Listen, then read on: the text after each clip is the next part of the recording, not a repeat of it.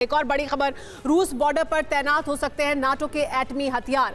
Finland दे सकता है एटमी हथियारों की तैनाती की इजाजत। जुलाई में नाटो सदस्यता के लिए दिया था एप्लीकेशन फिनलैंड ने।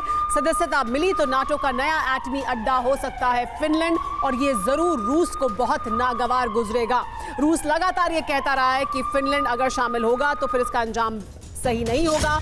अगर एटमी हथियारों की तैनाती होगी तो फिर रूस का अगला कदम क्या होगा, ये देखना बहुत जरूरी है। लेकिन रूस के ठीक पड़ोस में, उसकी ठीक दीवार के नीचे फिनलैंड में नाटो के एटमी हथियारों की तैनाती हो सकती है, नाटो में अगर फिनलैंड शामिल हो जाता है।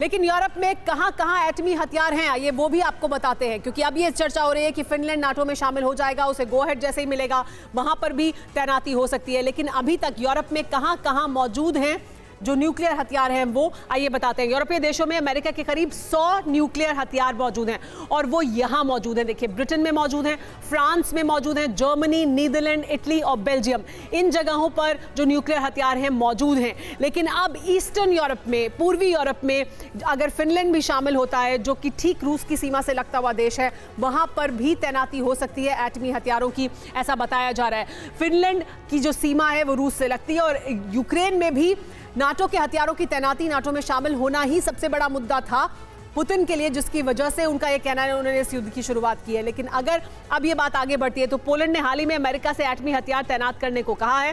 पोलैंड पहले ये बात कह चुका है अमेरिका से कि आप एटमी हथियार तैनात कर सकते हैं। नाटो सदस्य बना तो फिनलैंड में भी परमाणु अड्डा हो सकता है। तो सिर्फ पोलैंड ने तो पहले से ही ये कह दिया कि हमारे यहाँ एटमी हथियारों की तैनाती कर सकते हैं। अगर फिनलैंड शामिल हो जाता है तो वहां पर भी परमाणु हथियारों की तैनाती होगी, यानी बिल्कुल रशिया के, रूस के बैकयार्ड में एटमी हथियारों की तैनाती कर दी जाएगी नाटो की तरफ से। इससे रूस को फायदा हुआ है यूक्रेन युद्ध शुरू करने से, या और नुकसान हुआ है, ये अपने आप में बड़ा सवाल है, क्योंकि ये वो दो देश हैं जहां पर एटमी हथियारों की अब तैनाती हो सकती है।